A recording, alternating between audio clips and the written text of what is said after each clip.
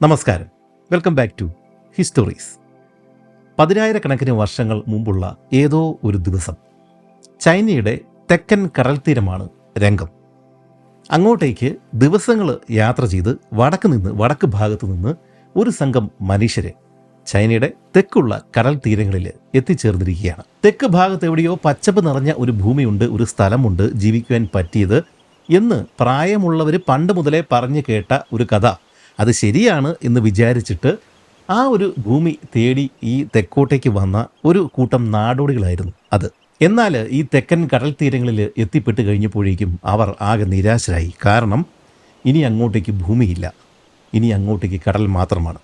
പ്രായമുള്ള ആളുകൾ പറഞ്ഞു കേട്ട കഥകളിൽ ഈ സ്ഥലങ്ങളിൽ വെള്ളമുണ്ടായിരുന്നില്ല, കടൽ ഉണ്ടായിരുന്നില്ല. ആ സംഘത്തിലെ വൃദ്ധരായിട്ടുള്ള കുറച്ച് ആളുകൾ മുന്നോട്ടേക്ക് വന്നു. അവരാണ് ഇതേ കൂട്ടത്തിലുള്ള ചെറുപ്പക്കാരായിട്ടുള്ള ആളുകളോട് ഈ ഒരു കഥ പറയുകയും ആ ഒരു പച്ചപ്പ് നിറഞ്ഞ ഭൂമിയിലേക്ക് പോയി വസിക്കാം എന്ന് പറഞ്ഞിട്ട് ഇവരെ കൂട്ടിക്കൊണ്ടു വരികയും ചെയ്തത്. അവർ മുന്നോട്ടേക്ക് നീങ്ങി നിന്നു. എന്നിട്ട് അനന്തവിശാലമായിട്ട് കിടക്കുന്ന ആ കടലിലേക്ക് നോക്കി. കഥകളൊക്കെ തെറ്റാണോ? ഇനി എന്തു ചെയ്യും? അവർ അങ്ങകലേക്ക് വീണ്ടും വീണ്ടും നോക്കി. ഒന്നും കാണാനില്ല. ആകെ മഞ്ഞ് വന്ന് മൂടിയിരിക്കുകയാണ്. നിരാശരായ അവർ ആ ഒരു കടൽ തീരത്ത് തന്നെ അന്ന് രാത്രിയിൽ കിടന്നുറങ്ങി. എന്നാൽ പിറ്റേ ദിവസം അത് രാവിലെ തന്നെ ചിലർ എഴുന്നേറ്റു. സൂര്യൻ ഉദിക്കുന്നതിന് മുമ്പ് തന്നെ അവർ വീണ്ടും അകലേക്ക് നോക്കി. അപ്പോഴേക്കും ആ ഒരു സമയത്ത് മൂടൽമഞ്ഞെല്ലാം മാറി, മേഘമെല്ലാം മാറി, ആ ഒരു സ്ഥലം വ്യക്തമായിട്ട് അവർക്ക് കാണാൻ സാധിക്കുമായിരുന്നു. അങ്ങകലെ അവ്യക്തമായ രീതിയിൽ ഏതോ ഒരു ഭൂവിഭാഗം അവർക്ക് കാണാം. കുറച്ച് കഴിഞ്ഞപ്പോഴേക്കും ആ ഒരു സ്ഥലത്തിൻ്റെ പുറകിൽ നിന്ന് സൂര്യൻ മുകളിലേക്ക് ഉദിച്ചുയർന്നു. അതെ, അതുതന്നെയാണ് പ്രായമുള്ളവർ പണ്ട് മുതലേ പറഞ്ഞു നടന്നിരുന്ന കഥകളിലെ സ്ഥലം. സൂര്യൻ ഉദിച്ചു വരുന്ന നാട്, ഉദയസൂര്യൻ്റെ നാട്. അപ്പോൾ അവർ പറഞ്ഞതൊന്നും കളവായിരുന്നില്ല. ഇങ്ങനെ ഒരു സ്ഥലം ഉള്ളതാണ്. അവിടെ നിന്നാണ് സൂര്യൻ ഉദിച്ചു വരുന്നത്. എങ്ങനെയും അവിടെ എത്തിച്ചേരണം.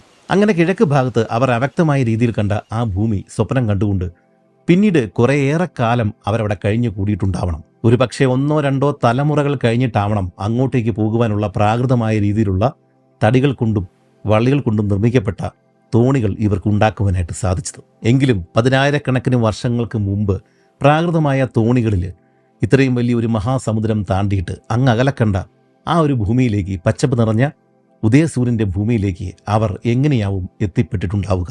ഇതെങ്ങനെയാണ് എന്നറിയുവാൻ 2019 ഒരു കൂട്ടം ഗവേഷകർ തുനിഞ്ഞിറങ്ങി. ഒരു ഉണക്കമരത്തിൻ്റെ ഭാഗങ്ങൾ വെച്ചിട്ട് കാട്ടുവള്ളികൾ കൊണ്ട് കെട്ടിയുണ്ടാക്കിയ പ്രാകൃതമായ ഒരു നൗകയിൽ 2019 ജൂലൈ മാസം 5-ാം തീയതി ഒരു കൂട്ടം ഗവേഷകർ 5 പേര് അവർ തായ്വാനിൽ നിന്നും ഈ ഒരു സ്ഥലത്തേക്ക്, അവരന്ന് കണ്ട ഉദയസൂര്യൻ്റെ നാട്ടിലേക്ക് അവർ യാത്ര തിരിച്ചു. നദീതീരങ്ങളിൽ വളരുന്ന പുൽവർഗത്തിൽപ്പെട്ട ബുൾറഷ് ചെടികൾ കൊണ്ടാണ് തോണികൾ നിർമ്മിച്ചത്.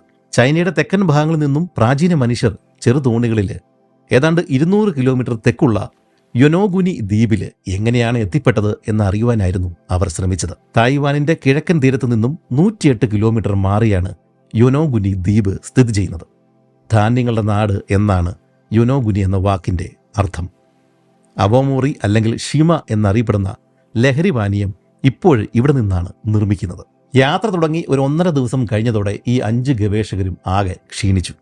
ഇവര് പഴയ ആ പ്രാചീന ആളുകൾ എങ്ങനെയാണ് പോയത് അതുപോലെ തന്നെ അസൗകര്യങ്ങൾ നിറഞ്ഞ ഒരു നൗകയിലാണ് ഇവർ പോയിക്കൊണ്ടിരിക്കുന്നത്. തുഴഞ്ഞ് ആകെ ക്ഷീണിച്ചു പോയ ഇവർ 2-ാം ദിവസം രാത്രിയിൽ കടലിൽ ഈ നൗകയിൽ തന്നെ കിടന്ന് ഉറങ്ങുവാനായിട്ടാണ് തീരുമാനമെടുത്തത്. കാരണം പഴയ ആളുകളും അതുതന്നെയാവും ചെയ്തിട്ടുണ്ടാവുക.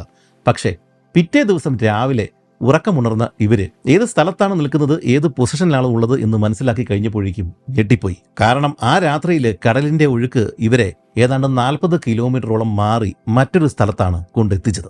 നോക്കിക്കഴിഞ്ഞപ്പോഴേക്കും അവർ ലക്ഷ്യം വെച്ച് വന്ന ആ ദ്വീപിന്റെ അതേ സ്ഥലത്തേക്ക്, ആ ഒരു ദിശയിലേക്ക് തന്നെയാണ് രാത്രിയിൽ 40 കിലോമീറ്റർ തുഴയാതെ തന്നെ കടല് ഇവരെ കൊണ്ടെത്തിച്ചത്. അങ്ങനെ ജൂൺ 9 ഉച്ചയ്ക്ക് മുമ്പ് തന്നെ യാത്ര തുടങ്ങി. ഏതാണ്ട് 45 മണിക്കൂറുകൾക്കുള്ളിൽ തന്നെ അവർ ലക്ഷ്യസ്ഥാനമായിട്ടുള്ള യൊനോഗുനി ദ്വീപിൽ എത്തിച്ചേർന്നു. ചൈനയുടെ തെക്കൻ തീരങ്ങളിൽ നിന്നും തായ്വാൻ വഴി ചെറു തോണികളിൽ ഇറങ്ങി പുറപ്പെട്ടു കഴിഞ്ഞാൽ നാം കടലൊഴുക്കിൽപ്പെട്ട് സ്വാഭാവികമായും 100 കിലോമീറ്ററുകൾ അപ്പുറമുള്ള യൊനോഗുനി ദ്വീപിൽ എത്തിച്ചേരും. ഇതാണ് ആ ഗവേഷകർ തെളിയിച്ചത്. യൊനോഗുനി ദ്വീപിൽ 30,000 വർഷങ്ങൾക്ക് മുമ്പ് മനുഷ്യർ എങ്ങനെയാണ് എത്തിച്ചേർന്നത് എന്നുള്ള ചോദ്യത്തിൻ്റെ ഉത്തരമാണ് ഇപ്പോൾ അവർക്ക് കിട്ടിയത്.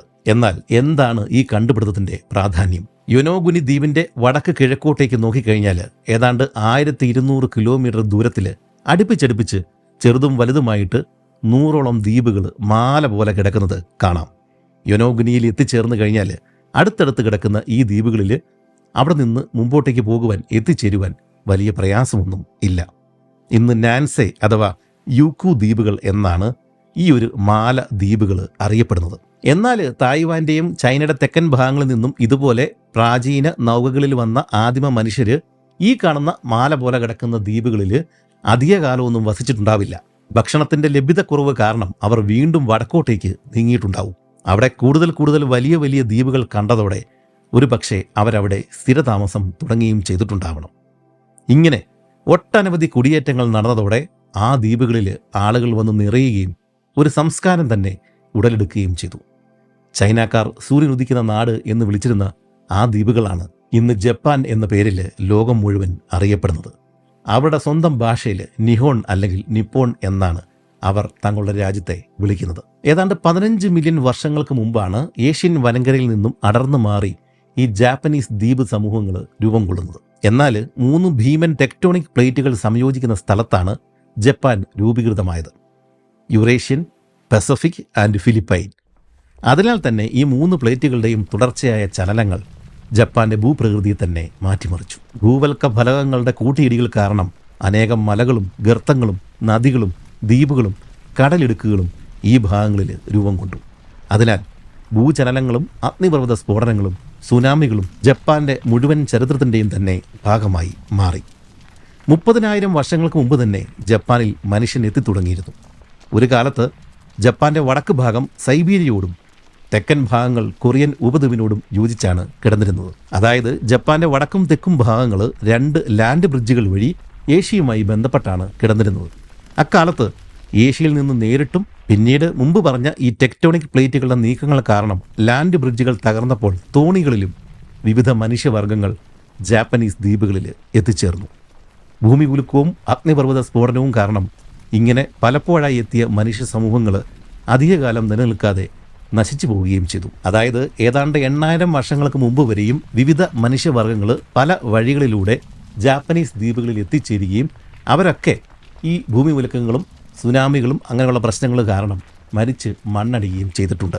വൻകരയിൽ നിന്നും തീർത്തും ഒറ്റപ്പെട്ടു മാറി കിടന്നതുകൊണ്ട് തന്നെ വ്യത്യസ്തമായ ഒരു സംസ്കാരം, ഭാഷ, ജീവിത രീതി ഇതെല്ലാം ജാപ്പനീസ് ദ്വീപുകളിൽ സ്വാഭാവികമായിട്ടും ഉണ്ടായി വന്നു. പണ്ട് കാലത്ത് ഓക്ക്, ഹിനോക്കി സൈപ്രസ്, കാംഫർ വുഡ് തുടങ്ങിയ മരങ്ങളായിരുന്നു ഈ ദ്വീപുകളിൽ ഉണ്ടായിരുന്നത്.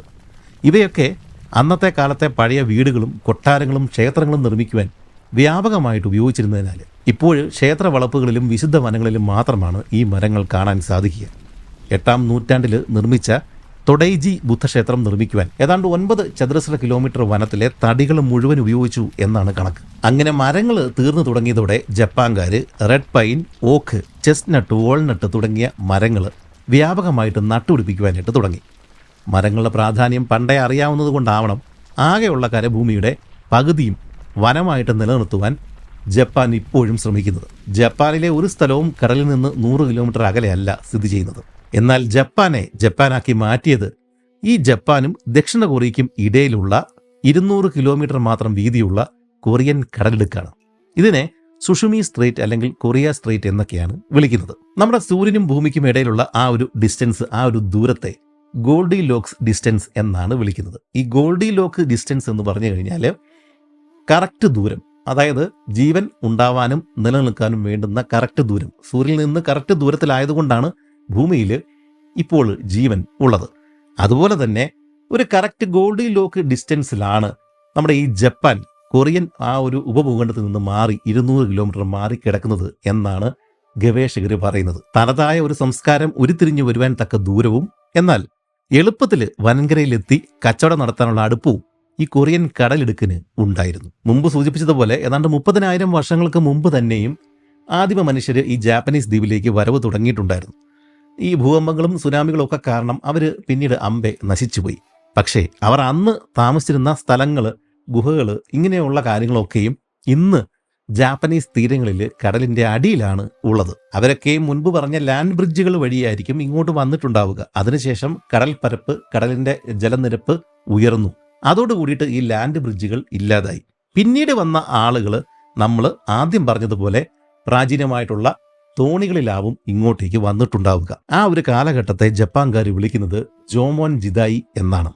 ഈ ജോമോൻ എന്ന പേര് നമുക്കറിയാം, നമ്മളിവിടെ കോമൺ ആയിട്ട് ഉപയോഗിക്കുന്ന പേരാണ്. പക്ഷെ അവർ ആ ഒരു പഴയ കാലഘട്ടത്തിൽ തോണികളിൽ ഈ ജാപ്പനീസ് തീരങ്ങളിലേക്ക് ആളുകൾ വന്ന് താമസിക്കാൻ തുടങ്ങിയ ആ ഒരു കാലഘട്ടത്തെയാണ് ജോമോൻ കാലഘട്ടം അല്ലെങ്കിൽ ജോമോൻ ജിദായി എന്ന് വിളിക്കുന്നത്. ഈ ഒരു ജോമോൻ ജിദായി എന്ന് പറയുന്ന ഈ ഒരു കാലഘട്ടം 14,000 വർഷങ്ങൾക്ക് മുമ്പ് തുടങ്ങിയിട്ട് BC 300-ലാണ് അവസാനിക്കുന്നത്. ഇതിന് ശേഷമാണ് യയോയി ജിദായി എന്ന കാലഘട്ടം ആരംഭിക്കുന്നത്. അതായത് BC 300-ന് ശേഷമുള്ള കാലഘട്ടമാണ് യയോയി ജിദായി. ഈ ഒരു സമയത്താണ് തൊട്ടപ്പുറയുള്ള ചൈനയിൽ ആദ്യത്തെ ചക്രവർത്തി അധികാരത്തിൽ വരുന്നത്. ചൈനയിലെ ആദ്യ ചക്രവർത്തിയായിട്ടുണ്ടായിരുന്ന ചിൻ ഷേ ഹ്വാങ്, ഇദ്ദേഹം കേട്ടിരുന്നത് തെക്ക് കിഴക്കൻ ദ്വീപുകളിൽ മരണമില്ലാത്ത മനുഷ്യരാണ് ഉള്ളത് എന്നാണ്. പക്ഷേ അദ്ദേഹത്തിന്റെ മനസ്സിൽ ഈ ഒരു കഥ കേട്ട് കഴിഞ്ഞപ്പോഴേക്കും ഒരാശയം ഉരുത്തിരിഞ്ഞു. എങ്ങനെയെങ്കിലും ഈ തെക്കൻ ദ്വീപുകളിൽ ആളെ വിട്ടിട്ട് ഈ മരിക്കാതിരിക്കാനുള്ള ഔഷധം, ആ ഒരു വിദ്യ കരസ്ഥമാക്കണം. ഈ ഒരു തീമിൽ നമ്മൾ പല ഹോളിവുഡ് സിനിമകൾ കണ്ടിട്ടുണ്ട്. അതായത് അമരത്വം നേടിയെടുക്കുവാൻ വേണ്ടിയിട്ട് ഒരു ചൈനീസ് ചക്രവർത്തി ശ്രമിക്കുന്നു. എന്തായാലും അങ്ങനെ ഒരു സംഭവം നടന്നതാണ്. ഈ ചൈനയിലെ ആദ്യ ചക്രവർത്തി ചിൻ ഷേ ഹ്വാങ് ആണ്. ഇദ്ദേഹം എങ്ങനെയെങ്കിലും ഈ തെക്കൻ ദ്വീപുകളിലേക്ക് ആളെ അയച്ചിട്ട് അവരെ സ്വാധീനിച്ചിട്ട് മരണത്തെ കീഴടക്കാനുള്ള വിദ്യ സ്വന്തമാക്കണം എന്ന് തീരുമാനം എടുത്തത്. അങ്ങനെ BC 2019 ഒരു കപ്പൽ വ്യൂഹത്തെ തന്നെ അദ്ദേഹം അങ്ങോട്ടേക്ക് അയച്ചു. ദ്വീപ് നിവാസികളെ ആകർഷിക്കുവാൻ വേണ്ടിയിട്ട് 3000-ഓളം പെൺകുട്ടികളെയും അത്രയും തന്നെ ആൺകുട്ടികളെയും 60 കപ്പലുകളിൽ നിറച്ചിരുന്നു. എന്നാൽ അതിശക്തമായ കാറ്റിലും കോളിലും ഒക്കെ പെട്ടിട്ട് ആ ഒരു കപ്പൽ വ്യൂഹത്തിന് തെക്കൻ ദ്വീപ് സമൂഹങ്ങളിൽ ഈ ജപ്പാന്റെ തീരങ്ങളിൽ എത്തിച്ചേരുവാൻ സാധിച്ചില്ല. അവര് നിരാശരായിട്ട് തിരികെ പോന്നു. സ്യൂ ഫ്യൂ എന്നറിയപ്പെടുന്ന ഒരാളായിരുന്നു ഈ ഒരു പര്യവേഷണ സംഘത്തിന്റെ തലവൻ. കടലിൽ എവിടെയോ ഉള്ള ഹൊറൈ എന്ന വിശുദ്ധ മലയും അവിടെ താമസിക്കുന്ന അൻഷി സെങ് എന്ന മരണമില്ലാത്ത സന്യാസിയും തപ്പിയാണ് ഈ സ്യൂ ഫ്യൂ ഇറങ്ങിത്തിരിച്ചത്. ഒന്നാമത്തെ ചക്രവർത്തിയുടെ കാലത്ത് ഈ ഒരു സന്യാസിക്ക് ഏതാണ്ട് 1000 വയസ്സ് പ്രായമുണ്ടായിരുന്നു എന്നാണ് വിശ്വാസം. എന്തായാലും ഈ സ്യൂ ഫ്യൂവിന് ലക്ഷ്യം കൈവരിക്കാനായില്ല. ഏതോ ഭീമൻ കടൽ ജീവി തങ്ങളെ ആക്രമിച്ചു എന്നാണ് വർഷങ്ങൾ കടലിൽ കറങ്ങി തിരിഞ്ഞ ശേഷം ഈ ഒരു സ്യൂ ഫ്യൂ തിരികെ വന്നിട്ട് ഈ ചക്രവർത്തിയോട് പറഞ്ഞത്. ഇത് കേട്ട ഈ ചൈനയിലെ ആദ്യത്തെ ചക്രവർത്തി ഈ ഒരു കടൽ ജീവിയെ, ഭീകരജീവിയെ വധിക്കുവാൻ വേണ്ടിയിട്ട് മറ്റൊരു വ്യൂഹം കപ്പലുകളെ തെക്കോട്ടേക്ക് അയച്ചു. ആ ജീവിയെ കണ്ടെത്തിയിട്ട് അമ്പെയ്ത് കൊല്ലുവാൻ വേണ്ടിയിട്ടാണ് ഉത്തരവ് കൊടുത്തത്. പക്ഷേ അവരും വർഷങ്ങൾ കടലിൽ കറങ്ങി തിരിഞ്ഞ് നടന്നിട്ട് ഈ ജീവിയെയും കണ്ടില്ല, ജാപ്പനീസ് തീരങ്ങളും കണ്ടില്ല. അവരും നിരാശരായിട്ട് മടങ്ങി വന്നു. പക്ഷെ അതുകൊണ്ടൊന്നും ഈ ചക്രവർത്തി നിരാശനായില്ല. BC 2019 ഈ സ്യൂ ഫ്യൂവിനെ തന്നെ വീണ്ടും ചക്രവർത്തി ഈ ഒരു അമരത്വം നേടാനുള്ള ആ ഒരു മരുന്ന് അന്വേഷിച്ചുകൊണ്ട് തെക്കൻ ദ്വീപുകളിലേക്ക് പറഞ്ഞു വിട്ടു. പക്ഷേ സ്യൂ ഫ്യൂ പിന്നീട് ഒരിക്കലും തിരികെ വന്നില്ല. എന്നാൽ ഈ സ്യൂ ഫ്യൂ ആ ഒരു യാത്രയിൽ വിശാലമായിട്ട് കിടക്കുന്ന ചതുപ്പ് നിലങ്ങളും പച്ചപ്പും മലകളും ഒക്കെയുള്ള അനേകം ദ്വീപുകളും ഒക്കെയുള്ള ഒരു സ്ഥലത്ത് എത്തിച്ചേരുകയും അവിടെ പിന്നീട് സ്ഥിരതാമസമാക്കുകയും ചെയ്തു എന്നൊരു കഥ ചൈനയിൽ പ്രചാരത്തിലായി. ആ ഒരു സ്ഥലം, ഈ സ്യൂ ഫ്യൂ എത്തിപ്പെട്ട ആ ഒരു സ്ഥലം ജപ്പാൻ തന്നെയാണ് എന്നാണ് ചൈനക്കാർ കരുതുന്നത്. ഇന്നും ഈ കഥയ്ക്ക് ചൈനയിൽ നല്ല പ്രചാരമാണ്. കാരണം ഈ ഒരു കഥയിൽ ശരിക്കും പറഞ്ഞാൽ ചൈനയിൽ നിന്ന് പോയ ആളുകൾ അല്ലെങ്കിൽ ചൈനീസ് കോളനിയാണ് ജപ്പാൻ എന്ന് വരുത്തി തീർക്കുവാനായിട്ട് ഈ ഒരു കഥയ്ക്ക് സാധിക്കും. എന്താണേലും ഈ സ്യൂ ഫ്യൂ എങ്ങോട്ടാണ് പോയത് എന്നുള്ളതിന് വ്യക്തമായ തെളിവുകളൊന്നും ഇല്ല. ഈ അമരത്വം നേടിയെടുക്കുവാൻ വേണ്ടിയിട്ടുള്ള മരുന്ന് അന്വേഷിച്ചു പോയ സ്യൂ ഫ്യൂ ഒന്നുമില്ലാതെ നിരാശനായിട്ട് വെറും കൈയോടെ തിരികെ വന്നു കഴിഞ്ഞാൽ ചക്രവർത്തി തൻ്റെ തല കളയും എന്ന് ഇദ്ദേഹത്തിന് അറിയാം. അതുകൊണ്ടാവണം അദ്ദേഹം തിരികെ വരാതിരുന്നത്. ഒരു പക്ഷേ ഏതെങ്കിലും ഒരു ദ്വീപുകളിൽ ഇദ്ദേഹം പോയിട്ട് ഇദ്ദേഹത്തിൻ്റെ ആളുകളൊക്കെ ആയിട്ട് ഇദ്ദേഹം അവിടെ താമസം ഉറപ്പിച്ചിട്ടുണ്ടാവണം. അത് ഉറപ്പാണ്. ഈ സ്യൂ ഫ്യൂവിൻ്റെ യാത്രയ്ക്ക് ശേഷം ഏതാണ്ട് ഒരു 1200 വർഷങ്ങൾ കഴിഞ്ഞിട്ട് എഴുതപ്പെട്ട ഒരു പുസ്തകത്തിലാണ് 5 Dynasties and 10 Kingdoms Period എന്ന് പറഞ്ഞ ഒരു പുസ്തകത്തിലാണ് സ്യൂ ഫ്യൂ ജപ്പാനിലാണ് ഇറങ്ങിയത് എന്ന് പരാമർശമുള്ളത്. അതായത് ആ ഒരു സംഭവത്തിനും 1100 വർഷങ്ങൾക്ക് ശേഷമാണ് ഇതിന് നമുക്ക് സപ്പോർട്ടീവായിട്ടുള്ള ഒരു ഡോക്യുമെന്റ് കിട്ടുന്നത്. ജപ്പാനിൽ പുതിയ കൃഷി രീതികളും മറ്റും കാണിച്ചു കൊടുത്തത് സ്യൂ ഫ്യൂ ആണെന്നാണ് ഈ പുസ്തകത്തിൽ പരാമർശിച്ചിരിക്കുന്നത്. അദ്ദേഹം അമരത്വം തിരഞ്ഞിറങ്ങിയ ഹൊറൈ എന്ന മല ജപ്പാനിലെ ഏറ്റവും വലിയ മലയും അഗ്നിപർവ്വതവുമായ മൗണ്ട് ഫ്യൂജി തന്നെയാണ് എന്നാണ് ബുക്കിൽ പറയുന്നത്. ജാപ്പനീസ് ഇതിഹാസങ്ങളിൽ പറയുന്ന ജപ്പാനിലെ ആദ്യത്തെ ചക്രവർത്തി ജിമു ഈ സ്യൂ ഫ്യൂ തന്നെയാണ് എന്ന് കരുതുന്ന ആളുകളും ഇന്നുണ്ട്. എന്നാൽ ഇങ്ങനെ ഒരു ചക്രവർത്തി ഉണ്ടായിരുന്നു, നിലവിൽ ശരിക്കും ഉണ്ടായിരുന്നു എന്നുള്ളതിന് വ്യക്തമായ തെളിവുകളൊന്നും നമ്മുടെ കയ്യിൽ ഇല്ല. മുമ്പ് പറഞ്ഞല്ലോ, ജാപ്പനീസ് ചരിത്രത്തിലെ ആദ്യത്തെ കാലഘട്ടത്തെ നമ്മൾ ജോമോൻ ജിദായി എന്നാണ് വിളിക്കുന്നത്. അതിനുശേഷം 12,000 വർഷങ്ങൾ മുമ്പ് തുടങ്ങിയിട്ട് BC 300 അവസാനിച്ച രണ്ടാമത്തെ കാലഘട്ടത്തെ നമ്മൾ യയോയി ജിദായി എന്നാണ് വിളിക്കുന്നത്. ആ ഒരു കാലഘട്ടത്തിലാണ് ഈ പറഞ്ഞ സ്യൂ ഫ്യൂ എന്ന് പറഞ്ഞ ഈ പരിവേഷന്റെ കഥയൊക്കെ നടക്കുന്നത്. ഇതേ കാലഘട്ടത്തിൽ തന്നെയാണ് ജപ്പാനെക്കുറിച്ച് പരാമർശിക്കുന്ന ആദ്യത്തെ ഒരു ഡോക്യുമെന്റും ഉണ്ടായത്, ഒരു ചരിത്ര രേഖ ഉണ്ടായത്. 2-ാം നൂറ്റാണ്ടിൽ എഴുതി പൂർത്തീകരിച്ച ചൈനീസ് ചരിത്ര പുസ്തകമായിട്ടുള്ള ബുക്ക് ഓഫ് ഹാനിലാണ് ഈ ഒരു പരാമർശമുള്ളത്. ജപ്പാന്റെ അതിപുരാതന നാമമായിട്ടുള്ള വാ എന്ന് പറഞ്ഞ പേരാണ് ബുക്കിൽ പ്രയോഗിച്ചിരിക്കുന്നത്. അവിടെ 100 കണക്കിന് ഗോത്രങ്ങളുണ്ട് എന്നാണ് ബുക്ക് ഓഫ് ഹാനിൽ എഴുതിയിരിക്കുന്നത്. AD 57 ജാപ്പനീസ് പ്രവിശ്യയായിട്ടുള്ള ആ പ്രവിശ്യയുടെ പേര് ന എന്നാണ്.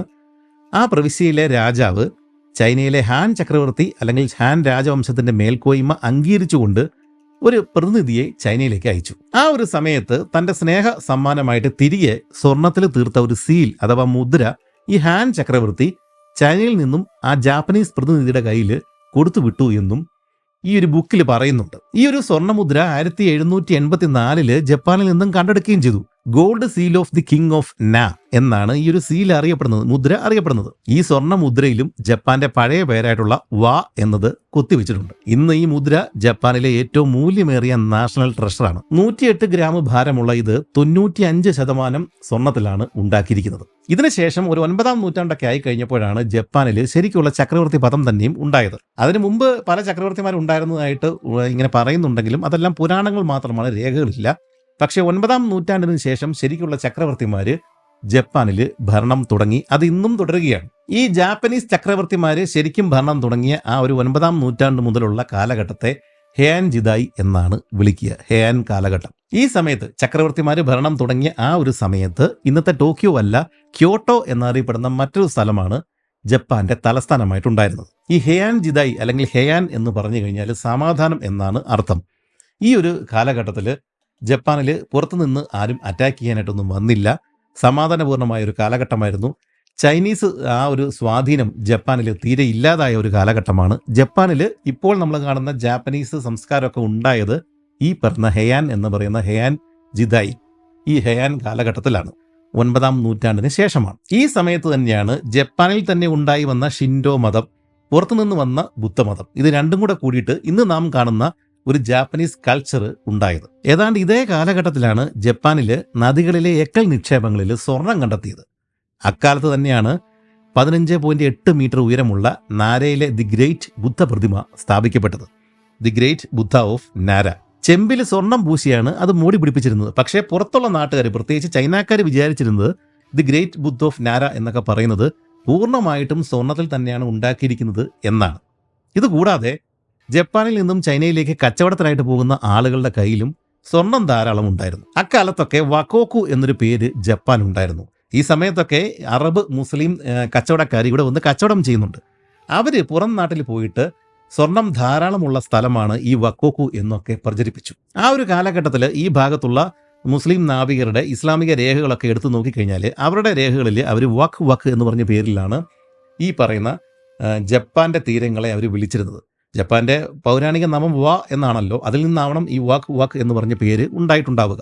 ഇതിന് ശേഷമാണ് 1200കളിൽ പ്രശസ്ത സഞ്ചാരിയായിട്ടുള്ള മാർക്കോ പോളോ ചൈനയിൽ എത്തുന്നത്. നമ്മൾ ഇപ്പോൾ പറഞ്ഞ ഈ മുസ്ലിം നാവികർ, അവരിൽ നിന്ന് ഈ മാർക്കോ പോളോ ഈ ഒരു പറയുന്ന വാക്ക് എന്നറിയപ്പെടുന്ന ഈ ഒരു സ്ഥലത്തെക്കുറിച്ചിട്ട്, ജപ്പാനെ കുറിച്ചിട്ട് ഇദ്ദേഹവും അറിഞ്ഞിട്ടുണ്ടായിരുന്നു.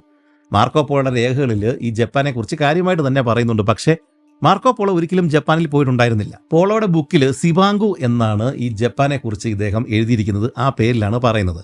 ഒരു പക്ഷേ ഈ മംഗോൾ സാമ്രാജ്യത്തിൽ സിബാങ്കു എന്ന് പറഞ്ഞ പേരിലാവണം ജപ്പാൻ അന്ന് അറിയപ്പെട്ടിട്ടുണ്ടാവുക. ജപ്പാനിലെ സ്വർണ്ണ ശേഖരത്തെക്കുറിച്ചാണ് മാർക്കോ പോളോ കൂടുതലായിട്ടും എഴുതിയിട്ടുള്ളത്. സിബാങ്കു രാജാവിന്റെ, അതായത് ജപ്പാനിലെ രാജാവിന്റെ കൊട്ടാരത്തിലെ തറ പോലും 2 വിരൽ ഘനത്തിൽ സ്വർണം തേച്ച് പിടിപ്പിച്ചിട്ടുണ്ട് എന്നൊക്കെയാണ് ഈ മാർക്കോ പോളോ എഴുതി വിട്ടത്. പോളോ ജപ്പാനിൽ ഒരിക്കലും പോയിട്ടുണ്ടായിരുന്നില്ല. ഇതെല്ലാം കേട്ടറിവുകൾ മാത്രമായിരുന്നു.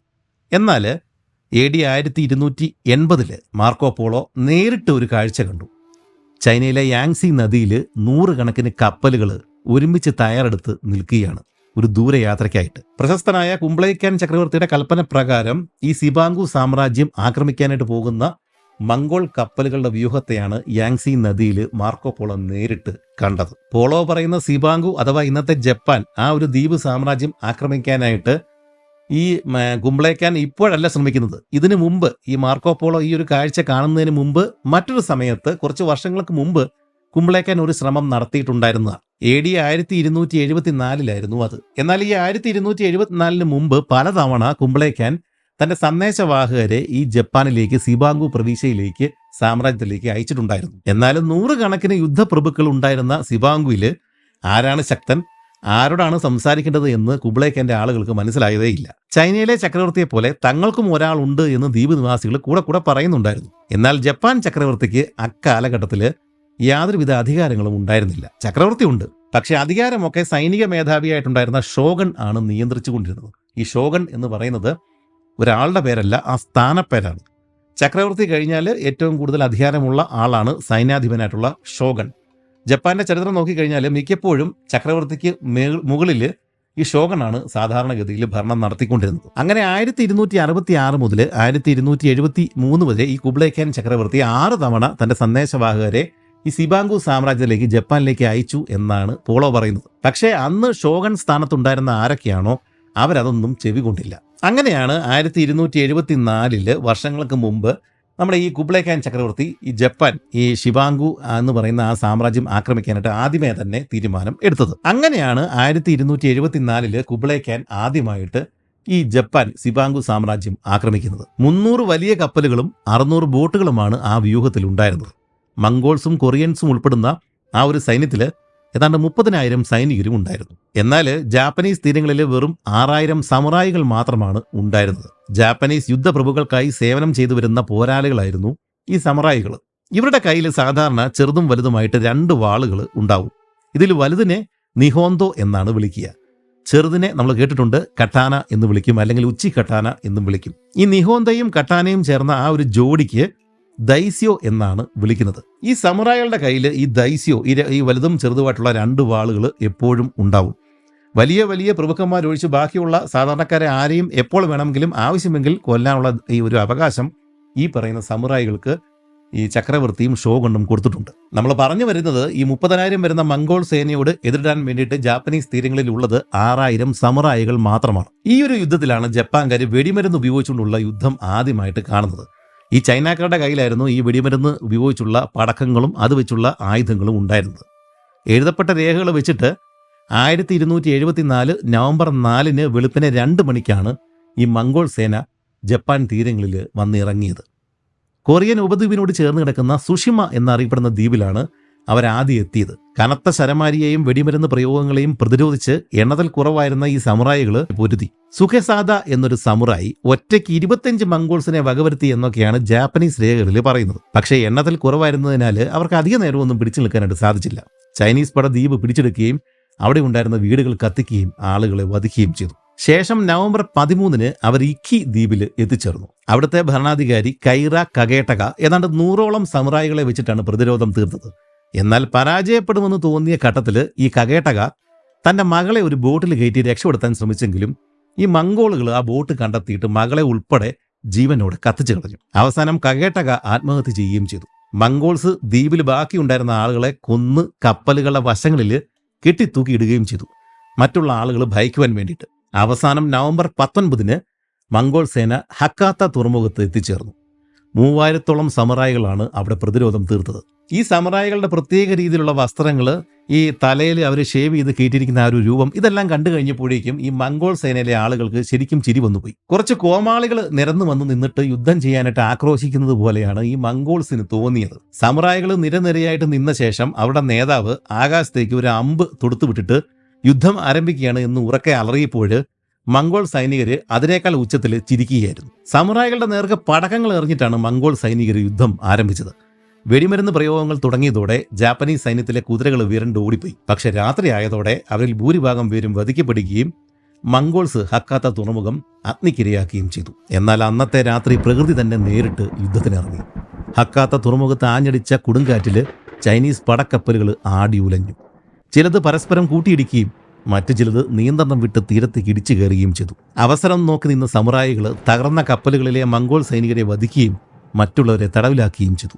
200ഓളം കപ്പലുകളും ഏതാണ്ട് 13,500ഓളം സൈനികരെയും നഷ്ടമായതോടെ മംഗോൾ സേന പിന്തിരിഞ്ഞു പോവുകയും ചെയ്തു. അങ്ങനെ കുബ്ലൈ ഖാന്റെ ജപ്പാൻ ആക്രമിച്ച് കീഴടക്കാനുള്ള ആദ്യത്തെ ശ്രമം അമ്പെ പരാജയപ്പെട്ടു. പക്ഷേ അങ്ങനെയൊക്കെ പോയിട്ടുണ്ടായിരുന്നെങ്കിലും കുബ്ലൈ ഖാൻ തിരികെ വീണ്ടും വരുമെന്ന് ഈ ജപ്പാനിലുള്ള ആളുകൾക്ക് ചക്രവർത്തിക്ക്, സമുറായികൾക്ക്, ഷോഗണിന് ഒക്കെ അറിയാമായിരുന്നു. അതുകൊണ്ട് അവരെന്ത് ചെയ്തു, കൂടുതൽ സമുറായികളെ പരിശീലിപ്പിക്കാനായിട്ട് തുടങ്ങി. ഇനി ആക്രമണം ഉണ്ടായിക്കഴിഞ്ഞാൽ കൂടുതൽ ആളുകളെ അവർക്ക് ആവശ്യമാണ്. ഇതിന്റെ ഭാഗമായിട്ട് അവർ കൂടുതൽ കോട്ടകൾ നിർമ്മിക്കുകയും ചെയ്തു. ഹക്കാത്ത തുറമുഖത്ത് 20 കിലോമീറ്റർ നീളമുള്ള ഒരു മൺകോട്ടയും അവർ പണിതുയർത്തി. ഇതിന്റെ ചില ഭാഗങ്ങൾ ഇന്നും നിലവിലുണ്ട്. 2 മീറ്റർ ഉയരവും 2 മീറ്റർ വീതിയും ഇതിനുണ്ടായിരുന്നു. ഇതിനും പുറമെ മംഗോൾ കപ്പലുകൾ തീരത്തടുക്കാതിരിക്കാൻ വേണ്ടിയിട്ട് ഈ തീരങ്ങളിൽ, അഴിമുഖങ്ങളിൽ ഇവർ നീളമുള്ള ഉയരമുള്ള കമ്പുകൾ ഇങ്ങനെ കുത്തി നാട്ടി നിർത്തുകയും ചെയ്തു. കമ്പുകൾ ഇങ്ങനെ നമ്മൾ തേക്കടിയിലെ പോലെ അവിടെ ഇവിടെയൊക്കെ കമ്പുകൾ നിന്ന് കഴിഞ്ഞാൽ ബോട്ടുകൾക്ക് പോകാൻ പ്രയാസമാണ് എന്നറിയാം. അതുപോലെ തന്നെ തീരങ്ങളിൽ ഇവർ കമ്പുകൾ ഇങ്ങനെ നാട്ടി വെച്ചു, ഈ മംഗോളുകളുടെ കപ്പലുകളും ബോട്ടുകളൊന്നും ഇങ്ങോട്ട് അടുക്കാതിരിക്കാൻ വേണ്ടിയിട്ട്. എന്തായാലും 1275 സെപ്റ്റംബറിൽ നമ്മുടെ കുബ്ലൈ ഖാൻ വീണ്ടും സന്ദേശവാഹകരെ ഇങ്ങോട്ടേക്ക് അയച്ചു. അതായത് യുദ്ധം ഒഴിവാക്കിയാൽ കൊലപാതകങ്ങൾ ഒഴിവാക്കാം എന്നാണ്, നിങ്ങൾ കീഴടങ്ങണം, അങ്ങനെയാണെങ്കിൽ യുദ്ധം ഒഴിവാക്കാം. ഇതാണ് ഇദ്ദേഹത്തിന്റെ സന്ദേശം. എന്നാൽ കുബ്ലൈ ഖാന്റെ ദൂതുമായിട്ട് വന്ന 5 പേരെയും ഈ ഷോഗൺ എന്ത് ചെയ്തു, തല വെട്ടിക്കളഞ്ഞു. എന്നിട്ട് അവരുടെ തല പ്രദർശിപ്പിച്ചു. അതായത് നേരത്തെ ഈ മംഗോൾ സേന പല ദ്വീപുകളിൽ വന്ന് ഇറങ്ങിയിട്ട് വലിയ വലിയ വൃത്തികേടുകൾ, ക്രൂരതകളൊക്കെ കാണിച്ചിട്ടുണ്ടായിരുന്നല്ലോ. അതിന് പ്രതികാരം തീർത്തത് ഇങ്ങനെയാണ്. ഈ കുബ്ലൈ ഖാൻ സന്ദേശമായിട്ട് വിട്ട ഈ 5 പേരെ കൊന്നു കളഞ്ഞിട്ടാണ് ഇവർ ഈ പ്രതികാരം വീട്ടിയത്. ഈ 5 പേരെയും അടക്കിയിരിക്കുന്ന സ്ഥലം പോലും ഇന്നും ഉണ്ട്. ജപ്പാൻകാർ അവരുടെ ചരിത്രമൊക്കെ എത്ര കറക്റ്റായിട്ടാണ് ചെകഞ്ഞെടുക്കുക, അല്ലെങ്കിൽ ഇതുപോലെ കാര്യമായിട്ട് പഠിക്കുകയൊക്കെ ചെയ്തിട്ടുണ്ടാവുക എന്ന് നമ്മൾ ഇവരുടെ ചരിത്രം നോക്കിയാൽ മനസ്സിലാക്കാം. അവരുടെ ചരിത്രം നോക്കിക്കഴിഞ്ഞാൽ ചെറിയ ചെറിയ കാര്യങ്ങൾ വരെയും അവർ ഇന്ന് അത് ഏത് സ്ഥലത്താണ് ഉള്ളത് എന്നുള്ള കാര്യങ്ങളൊക്കെ അവർ ഡിഗ് ചെയ്തെടുത്തിട്ടുണ്ട്. അങ്ങനെ 1279 ജൂലൈ മാസം 29 കുബ്ലൈ ഖാൻ വീണ്ടും ഒരു സംഘം മെസഞ്ചേഴ്സിനെ, ദൂതന്മാരെ ഇങ്ങോട്ടേക്ക് അയച്ചു. ഇവരെയും പഴയതുപോലെ തന്നെ ഇവർ തലവെട്ടി കൊല്ലുകയാണ് ചെയ്തത്. അതോടുകൂടി 1281 ആദ്യ ആക്രമണത്തിന് ഏതാണ്ട് 7 വർഷങ്ങൾക്ക് ശേഷം വിപുലമായ ഒരു സൈന്യത്തെ തന്നെ ഒരിക്കൽ കൂടി ജപ്പാനിലേക്ക് അയക്കുവാനായിട്ട് കുബ്ലൈ ഖാൻ തീരുമാനമെടുത്തു. ഇപ്രാവശ്യം ഈ ഒരു സംഘത്തിലെ സൈനികരുടെയും നാവികരുടെയും കൂട്ടത്തിൽ ചൈനയിലെ കൊടും കുറ്റവാളികൾ കൂടി ഉണ്ടായിരുന്നു. അതായത് ഏതെങ്കിലും ദ്വീപുകളും സ്ഥലങ്ങളൊക്കെ പിടിച്ചെടുത്തു കഴിഞ്ഞാൽ ഈ കുറ്റവാളികൾ അങ്ങ് ഇറക്കി വിടും. കൂടും ക്രൂരതകൾ കാണിക്കുവാൻ വേണ്ടിയിട്ടാണ് കുബ്ലൈ ഖാൻ ഇങ്ങനെ ചെയ്തത്. ചെറുതും വലുതുമായിട്ട് ഏതാണ്ട് 1500ഓളം കപ്പലുകളും ബോട്ടുകളും ഒക്കെയാണ് ഈ കുബ്ലൈ ഖാൻ ഈ ഒരു ആക്രമണത്തിന് വേണ്ടിയിട്ട് തയ്യാറാക്കി നിർത്തിയത്. ഈ ഒരു കാഴ്ചയാണ് മാർക്കോ പോളോ നേരിട്ട് കണ്ടത്. ഈ ഒരു സംഘത്തിൽ, ഈ ഒരു വ്യൂഹത്തിൽ ഏതാണ്ട് 70,000-ഓളം ആളുകൾ, സൈനികരാണ് ഉണ്ടായിരുന്നത്. ഇപ്രാവശ്യവും ഈ മംഗോൾസ് പഴയതുപോലെ തന്നെ സുഷിമ ദ്വീപും അതിനുശേഷം ഇക്കി ദ്വീപും കൈയടക്കുകയും അതിനകത്തുണ്ടായിരുന്ന സകല ആളുകളെയും, കുട്ടികൾ ഉൾപ്പെടെയുള്ള എല്ലാവരെയും വധിക്കുകയും ചെയ്തു. എന്നാൽ ഹക്കാത്ത തുറമുഖത്ത് ജാപ്പനീസ് പ്രതിരോധം അതിശക്തമായിരുന്നു. മുൻകൂട്ടി നിർമ്മിച്ച കോട്ടകളും കടലിൽ ഉണ്ടാക്കി വെച്ച പ്രതിരോധങ്ങളും കാരണം തീരത്തേക്ക് അടുക്കുവാൻ പോലും മംഗോൾസിന് സാധിച്ചില്ല. അതുകൊണ്ട് തന്നെ ഈ മംഗോൾ നാവികസേന ഷിക്ക നോഷിമ എന്നൊരു ദ്വീപിലാണ് ഇറങ്ങിയത്. മുമ്പ് നമ്മളൊരു ഗോൾഡൻ സീല്, ഒരു സ്വർണ്ണ മുദ്രയുടെ കാര്യം പറഞ്ഞിട്ടുണ്ടായിരുന്നല്ലോ. ഈ ജപ്പാന്റെ പൗരാണിക നാമമായിട്ടുള്ള വാ എന്ന് പറഞ്ഞ ആ ഒരു നാമം എഴുതി വെച്ചിട്ടുള്ള ആ ഒരു സീല്, ആ സീല് കണ്ടെടുത്തത് ഇപ്പോൾ ഈ പറഞ്ഞ ദ്വീപിൽ നിന്നാണ്. എന്തായാലും ഈ ഷിക്കോ നോഷിമ എന്ന് പറഞ്ഞ ദ്വീപിൽ നമ്മുടെ ഈ മംഗോൾ സേന വന്ന് ഇറങ്ങിയെങ്കിലും ജപ്പാൻകാർ രാത്രിയിൽ ദ്വീപിന്റെ തീരങ്ങളിൽ കിടന്നിരുന്ന മംഗോൾ കപ്പലുകളെ ചെറിയ ബോട്ടുകളിൽ വന്ന് ആക്രമിക്കുകയും തീയിടുകയും ചെയ്തു. ഇങ്ങനെ ചെറുതും വലുതുമായിട്ടുള്ള രീതിയിൽ യുദ്ധങ്ങൾ ഇങ്ങനെ നടന്നുകൊണ്ടിരിക്കുകയാണ്. അങ്ങനെ ഓഗസ്റ്റ് മാസം 15 വീണ്ടും ഒരിക്കൽ കൂടി പഴയതുപോലെ തന്നെ പ്രകൃതി ജപ്പാന് വേണ്ടിയിട്ട് യുദ്ധത്തിനിറങ്ങി. അതിശക്തമായ കൊടുങ്കാറ്റിൽ മംഗോൾ നാവികസേന വട്ടം കറങ്ങി. ആദ്യത്തെ കൊടുങ്കാറ്റിനേക്കാൾ അതിശക്തമായിരുന്നു ഇപ്രാവശ്യത്തേത്. ഇന്നത്തെ കണക്കിൽ കാറ്റഗറി 3 വിഭാഗത്തിൽപ്പെടുന്ന 200 km/h വേഗതയുള്ള ചുഴലിക്കാറ്റായിരുന്നു അത്. 4 മീറ്ററോളം ഉയരത്തിലാണ് തിരകൾ ഉയർന്നു പൊങ്ങിയത്. മംഗോൾ സേനയ്ക്ക് എന്ത് ചെയ്യണമെന്ന് പോലും അറിയില്ലായിരുന്നു.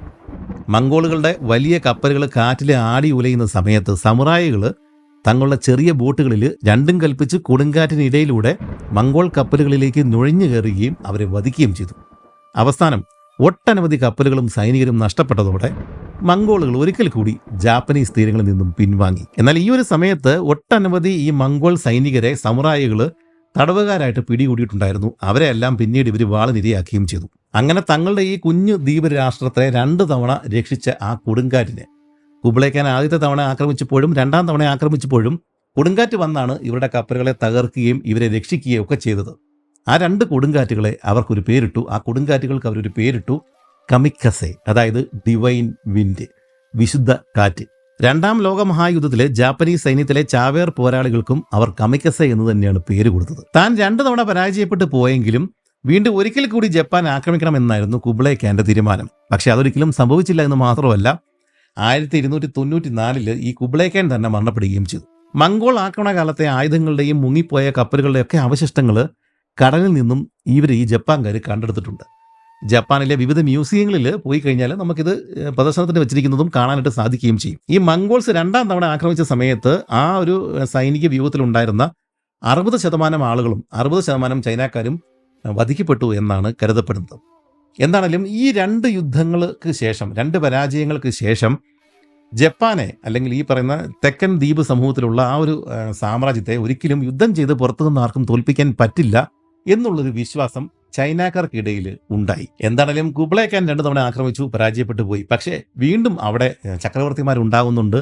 അതുകൊണ്ട് തന്നെ ഇനിയും ചൈനയുടെ ഭാഗത്തു നിന്ന്, അവിടെ നിന്ന് വടക്ക് നിന്ന് ഇനിയും ആക്രമണങ്ങൾ ഉണ്ടാവാൻ സാധ്യതയുണ്ട് എന്ന് ഈ ജപ്പാനിലെ അധികാരത്തിലുണ്ടായിരുന്ന ഈ എംബർ അല്ലെങ്കിൽ ചക്രവർത്തി, അദ്ദേഹത്തിൻ്റെ സൈനിക മേധാവികളായിട്ടുണ്ടായിരുന്ന ഷോഗൺ, ഇവരൊക്കെ അവർക്ക് മനസ്സിലായി ഇനിയും വരാൻ സാധ്യതയുണ്ട് എന്ന്. അതുകൊണ്ട് തന്നെ ഇവരെന്ത് ചെയ്തു, 100 കണക്കിന് 1000 സമുറായികളെ ഇവർ പരിശീലിപ്പിച്ചിട്ട് രംഗത്തിറക്കിയിരിക്കുകയാണ്, ഇനിയും വന്നേക്കാം എന്ന് വിചാരിച്ചിട്ട്. പക്ഷേ പിന്നീട് ഒരു കാലത്തും വടക്ക് നിന്ന് ഒരു ആക്രമണം ഈ ജപ്പാന് നേരെ ഉണ്ടായിട്ടില്ല.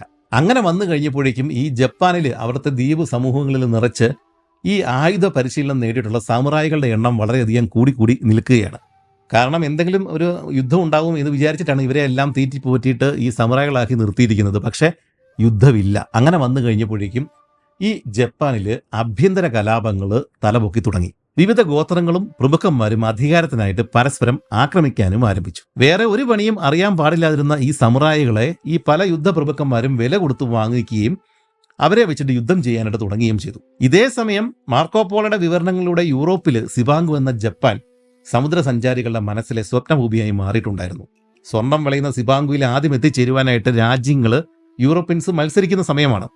യാത്ര തുടങ്ങുമ്പോൾ ഈ കൊളംബസിന്റെ മനസ്സിലുണ്ടായിരുന്ന അനേകം ലക്ഷ്യങ്ങളിൽ ഒന്ന് ഈ സിബാങ്കു തന്നെയായിരുന്നു. അങ്ങനെ AD 1500 ജപ്പാനിൽ സമുറായികൾ ധാരാളമുണ്ട്, യുദ്ധപ്രഭുക്കന്മാർ ധാരാളമുണ്ട്, ചക്രവർത്തിയുണ്ട്, ഷോഗനുണ്ട്. പക്ഷേ ചക്രവർത്തിക്ക് നാമമാത്രം ഉള്ള ഒരു അധികാരം മാത്രമേ ഉള്ളൂ.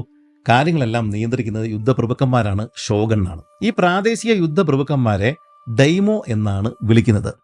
ഈ ഡൈമോകൾ പലപ്പോഴും ചക്രവർത്തിയേക്കാളും ഷോഗണിനേക്കാളും ശക്തി പ്രാപിച്ച ഡൈമോകൾ ഉണ്ടായിട്ടുണ്ട് ആ ഒരു സമയത്ത്.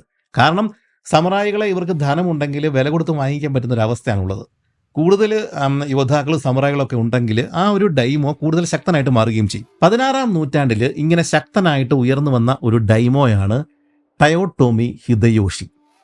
ജാപ്പനീസ് ചരിത്രം നമ്മൾ പഠിക്കാനായിട്ട് വിചാരിച്ചിരിക്കുകയാണെങ്കിൽ നിങ്ങൾ ആദ്യം പഠിക്കേണ്ട പേരിലൊന്നാണ് ടയോട്ടോമി ഹിദയോഷി. ഈ ആധുനിക ജപ്പാന്റെ ശില്പികളിൽ ഒരാളാണ് ടയോട്ടോമി ഹിദയോഷി. പക്ഷേ ഈ ടയോട്ടോമി ഹിദയോഷി ഒരു സാധാരണ കാർഷിക കുടുംബത്താണ് ജനിച്ചത്. അതുകൊണ്ട് തന്നെ ലോ കാസ്റ്റിൽ നിന്ന് വന്ന ഒരു ആളായതുകൊണ്ട് തന്നെ ഇദ്ദേഹത്തിന് ഷോഗൻ പദവിയൊന്നും കിട്ടിയില്ല. പക്ഷേ ശക്തനായിട്ടുള്ള ഒരു ഡൈമോ ആയിരുന്നു ടയോട്ടോമി ഹിദയോഷി. എന്നാൽ ഈ ടയോട്ടോമി ഹിദയോഷിക്ക് ഇദ്ദേഹത്തെ പോലെ തന്നെ അതിശക്തനായിട്ടുള്ള ഒരു എതിരാളിയും ജപ്പാനിൽ തന്നെ ഉണ്ടായിരുന്നു, ടൊകുഗാവ ലെയാസു. പേര് കേൾക്കുമ്പോൾ പഠിക്കാനായിട്ട് അല്ലെങ്കിൽ ഓർമ്മിച്ച് വെക്കാനായിട്ട് പ്രയാസം ഉണ്ടാവും എന്ന് നിങ്ങൾക്ക് തോന്നും. ഈ ഒരു ചരിത്ര കഥയിൽ ഇതുൾപ്പെടെ വളരെ കുറച്ച് പേരുകൾ മാത്രമാണ് ഞാൻ പറയാൻ ഉദ്ദേശിക്കുന്നത്. ഒരുപാട് ആളുകൾ വന്നു പോകുന്ന ഒരു ചരിത്ര കഥയാണ് നമ്മൾ പറയാൻ ഉദ്ദേശിക്കുന്നത്. പക്ഷേ പേരുകൾ പറയുന്നത് എനിക്ക് തന്നെ മനസ്സിലാവുന്നില്ല. അത്രയ്ക്ക് കോംപ്ലിക്കേറ്റഡ് ആണ്. നമുക്ക് സാധാരണ പരിചയമില്ലാത്ത രീതിയിലുള്ള പേരുകളായതുകൊണ്ട് തന്നെ തലയിൽ നിൽക്കില്ല. അതുകൊണ്ട് ആവശ്യമില്ലാത്ത എല്ലാ കഥാപാത്രങ്ങളെയും ഇതിനകത്തുനിന്ന് മാറ്റിയിട്ട് പ്രാധാന്യം അർഹിക്കുന്ന ഇപ്പോൾ പറഞ്ഞ ഈ 2 പേര്, ഇനി ഒരു 3-4-5 പേരും കൂടെ ഉണ്ട്.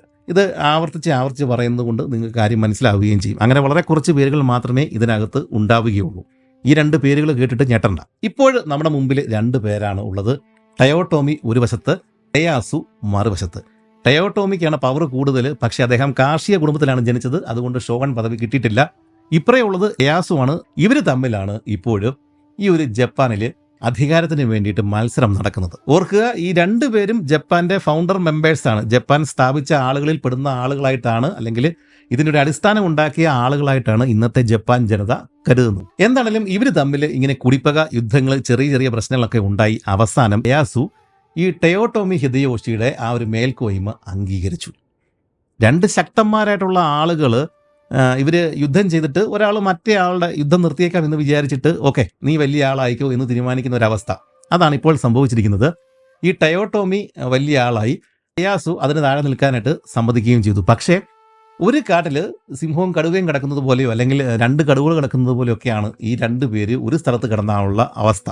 അതുകൊണ്ട് എന്ത് ചെയ്തു, ഇവർ 2 പേരും ഒരു തീരുമാനമെത്തി. ഈ ജപ്പാന്റെ ഒരു ഭാഗത്ത് നിങ്ങൾ ഭരിച്ചോ, മറ്റേ ഭാഗത്ത് ഞാൻ മാറിക്കൊള്ളാം, നിങ്ങൾ ജീവിച്ചിരിക്കുന്ന സമയത്തൊന്നും ഞാൻ വേറെ പ്രശ്നമൊന്നും ഉണ്ടാക്കില്ല. അങ്ങനെ ടയോട്ടോമി എന്ത് ചെയ്തു? അദ്ദേഹമാണല്ലോ വിജയിച്ചത്.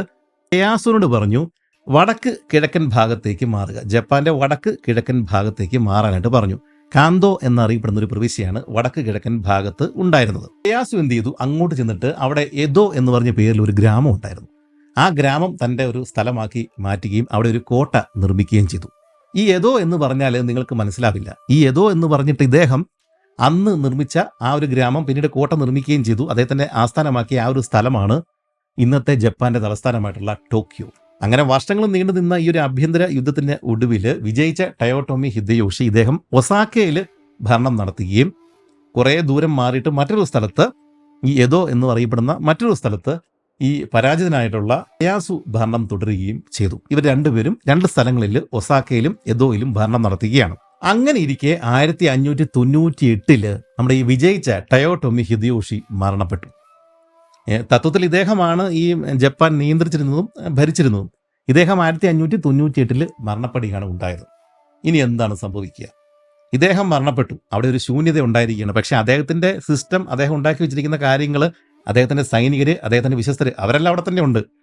ഇദ്ദേഹം മരിച്ചതോടെ ഇപ്പറേ ഉണ്ടായിരുന്ന എദോയിലുണ്ടായിരുന്ന യേയാസു, ഇദ്ദേഹം എന്ത് ചെയ്തു? ഇദ്ദേഹത്തിന് മനസ്സിലായി ഇനി ഇദ്ദേഹത്തിന് എതിർക്കാനായിട്ട് ആരുമില്ല, ആ ഒരു പവറിലുള്ള ആരുമില്ല. അതുകൊണ്ട് വീണ്ടും ആഭ്യന്തര യുദ്ധം ആരംഭിക്കുകയാണ്. ടയോട്ടോമിയുടെ ആളുകളും, ടയോട്ടോമി മരിച്ചു, അദ്ദേഹത്തിൻ്റെ ആളുകളും യേയാസുവിൻ്റെ ആളുകളും തമ്മിൽ യുദ്ധം ആരംഭിക്കുകയാണ്. ഈ ടയോട്ടോമി ഹിദയോഷി മരിച്ചുപോയെങ്കിലും ഇദ്ദേഹത്തിന് ഒരു മകനുണ്ടായിരുന്നു. പക്ഷെ 5 വയസ്സ് മാത്രമാണ് ആ മകന്റെ പ്രായം. അതുകൊണ്ടാണ് ഈ പ്രശ്നം മുഴുവൻ ഉണ്ടായത്. ഈ ചെറുക്കനെയും കൊന്നിട്ട് ആ ഒരു സ്ഥാനം കൈയടക്കാൻ വേണ്ടിയിട്ടാണ് യേയാസു ശ്രമിക്കുന്നത്. അത് തടയാൻ വേണ്ടിയിട്ടാണ് മരിച്ചുപോയ ടയോട്ടോമിയുടെ ആളുകൾ ഇദ്ദേഹത്തിൻ്റെ മകനെ സംരക്ഷിക്കുന്നത്. ഈ 5 വയസ്സുള്ള മകന്റെ പേരും ഏതാണ്ട് സിമിലർ ആയിട്ടുള്ളൊരു പേരാണ് ടയോട്ടോമി ഹിദയോറി. അച്ഛൻ്റെ പേര് ടയോട്ടോമി ഹിദയോഷി, മകൻ്റെ പേര് ടയോട്ടോമി ഹിദയോറി. ഏതായാലും അച്ഛൻ മരിച്ചു പോയ സ്ഥിതിക്ക് നമ്മൾ ഇനി ടയോട്ടോമി എന്ന് പറയുന്നത് ഈ 5 വയസ്സുകാരൻ മകനെ ആയിരിക്കും. അങ്ങനെ വീണ്ടും ഒരിക്കൽ കൂടി ടയോട്ടോമി വേഴ്സസ് യേയാസു മത്സരം ആരംഭിച്ചിരിക്കുകയാണ്. ഈ ഒരു പ്രശ്നം തുടങ്ങുന്ന സമയത്ത്, നമ്മുടെ ശരിക്കുള്ള ടയോട്ടോമി മരിക്കുന്ന സമയത്ത് ഇദ്ദേഹം എന്ത് ചെയ്തു? മരണത്തിന് മുമ്പ് ഈ മകൻ 5 വയസ്സേ പ്രായമുള്ളൂ, അതുകൊണ്ട് ഇങ്ങോട്ട് വരും എന്ന് ഇദ്ദേഹത്തിന് അറിയാം, യേയാസു വരുമെന്ന് അറിയാം. അതുകൊണ്ട് തന്നെ മരിക്കുന്നതിന് മുമ്പ് ഈ ടയോട്ടോമി ഹിദയോഷി എന്ത് ചെയ്തു? 5 പേരടങ്ങുന്ന ഒരു കൗൺസിലിനെ ഇദ്ദേഹം തിരഞ്ഞെടുത്തു. ഈ 5 പേര് വേണം നമ്മുടെ ഈ ചെറുക്കൻ, പുതിയ ടയോട്ടോമി, ഇദ്ദേഹം ഈ ഒരു പ്രായമായി വരുന്നത് വരെയും, ഈ പ്രായമായി വരിക എന്ന് പറയുന്നത് 16 വയസ്സാണ്. 16 വയസ്സ് വരെയും ഇവൻ്റെ കാര്യങ്ങൾ നോക്കുകയും രാജ്യഭരണം നടത്തുകയും ചെയ്യേണ്ടത് ഈ 5 പേരടങ്ങുന്ന ഒരു കൗൺസിലാണ്. ഈ 5 പേരടങ്ങുന്ന കൗൺസിലിൽ ശരിക്കും നമ്മുടെ ഈ എതിരാളിയായിട്ടുണ്ടായിരുന്ന യേയാസു ഉണ്ട്. കാരണം യേയാസുവിനെ ഒഴിവാക്കി കഴിഞ്ഞാൽ യേയാസു ശത്രുവാകും. അല്ലെ, ഈ കള്ളനെ തന്നെ കാവലേൽപ്പിച്ച് കഴിഞ്ഞാൽ പ്രശ്നമില്ലല്ലോ. അതുകൊണ്ട് ഈ ഇദ്ദേഹം മരിച്ചു കഴിഞ്ഞിട്ട് ഭരണം തുടരേണ്ട ആളുകളുടെ ആ ഒരു 5 പേരുടെ കൗൺസിലിൽ ഈ ടയോട്ടോമി മരിക്കുന്നതിന് മുമ്പ് തന്നെ യേയാസുവിനെയും വെച്ചിട്ടുണ്ടായിരുന്നു. യേയാസുവിന് അറിയാം ഇത് കളിയാണ്, തന്നെ കൊണ്ട് ഇതിന് മുമ്പിൽ കൊണ്ടുവച്ച് ആളുകളുടെ മുമ്പിൽ മകനെ സംരക്ഷിക്കാൻ വേണ്ടിയിട്ട് ഈ മരിച്ചുപോയ ടയോട്ടോമി കൊണ്ട് വെച്ചിരിക്കുന്നത് താൻ ഉടക്കുണ്ടാക്കാതിരിക്കാൻ വേണ്ടിയിട്ടാണ്. അതുകൊണ്ട് തന്നെ ഈ യേയാസു എന്ത് ചെയ്തു? ഈ ടയോട്ടോമി മരിച്ചു കഴിഞ്ഞപ്പോഴേക്കും 5 വയസ്സുള്ള മകനെ സംരക്ഷിക്കാൻ വേണ്ടിയിട്ടുള്ള ആ സമിതിയിൽ ജോയിൻ ചെയ്തില്ല. അതുകൊണ്ട് അദ്ദേഹം എദോയിൽ നിന്ന് ഒസാക്കയിലേക്ക് പോവുകയും ചെയ്തില്ല. ഇതേ സമയത്ത് ഒസാക്കയിൽ ഈ ടയോട്ടോമി ഹിദയോഷി മരണപ്പെട്ടു. അതിനുശേഷം മകനെ നോക്കാനായിട്ട് ഈ 5 പേരുടെ കൗൺസിൽ ചാർജ് എടുത്തു. ഈ 5 പേരുടെ കൗൺസിലിൻ്റെ പ്രധാന അധികാരം എന്ന് പറയുന്നത് ഭരണകാര്യങ്ങൾ നിയന്ത്രിക്കുക എന്നുള്ളതാണ്. പക്ഷേ ഈ ജപ്പാൻ ഇങ്ങനെ വിസ്തൃതമായിട്ട് കിടക്കുകയാണല്ലോ, പല പ്രവിശ്യകളുണ്ട്. അതിൽ പ്രധാന പ്രവിശ്യകൾ ഭരിക്കുന്ന ഒരു 5 പേരെ കൂടി മരിക്കുന്നതിന് മുമ്പ് ടയോട്ടോമി ഹിദയോഷി തെരഞ്ഞെടുത്ത് വെച്ചിട്ടുണ്ടായിരുന്നു. 5 മന്ത്രിമാർ എന്ന് വേണമെങ്കിൽ പറയാം. ഈ 5 മന്ത്രിമാരിൽ ഒരാൾ പ്രാധാന്യം അർഹിക്കുന്ന ഒരാളാണ് ഇഷിദ മിസുനാരി. നമുക്ക് ഇഷിദ എന്ന് വിളിക്കാം. ഈ ടയോട്ടോമിയുടെ കൂട്ടത്തിൽ ഇപ്പോൾ ഈ ചെറുക്കനോടും ടയോട്ടോമിയുടെ ആ ബാക്കിയുള്ള ആളുകളോടും ഏറ്റവും കൂടുതൽ കൂറ് കാണിക്കുകയും യേയാസുവിനെ എതിര് നിൽക്കാനായിട്ട് കുറച്ചെങ്കിലും ശക്തിയുള്ള ഒരാളാണ് ഈ ഒരു ഇഷിദ മിസുനാരി. ഇനി നമുക്ക് ബാക്കിയുള്ള ആളുകളെ എടുത്തങ്ങ് ദൂരെ കളയാം. ഇനി യുദ്ധം നടക്കുന്നത് ഇഷിദയും യേയാസുവും തമ്മിലാണ്. അങ്ങനെ ഈ ഒരു മത്സരം മൂർച്ഛിക്കുന്ന സമയത്ത് ജപ്പാനിലുടനീളം ഇഷ്ടംപോലെ സമുറായികൾ ഇങ്ങനെ നടപ്പുണ്ട്. ജോലിയൊന്നുമില്ല, കൂലിപ്പട്ടാളവാ. അപ്പോൾ എന്ത് ചെയ്തു?